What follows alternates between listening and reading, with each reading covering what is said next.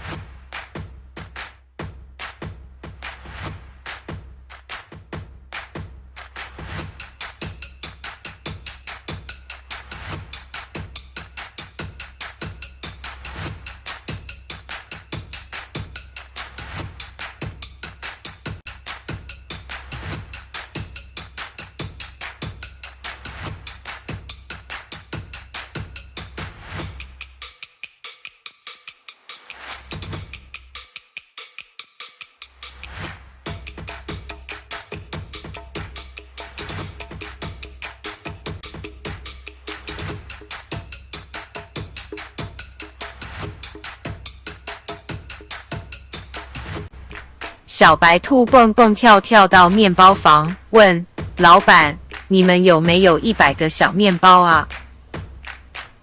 老板：“啊，真抱歉，没有那么多。”这样啊。小白兔垂头丧气地走了。第二天，小白兔蹦蹦跳跳到面包房，老板：“有没有100个小面包啊？”老板：“对不起，还是没有啊。”这样啊。小白兔又垂头丧气地走了。第三天，小白兔蹦蹦跳跳到面包房，老板：“有没有100个小面包啊？”老板高兴地说：“有了，有了，今天我们有100个小面包了。”小白兔掏出钱：“太好了，我买2个。”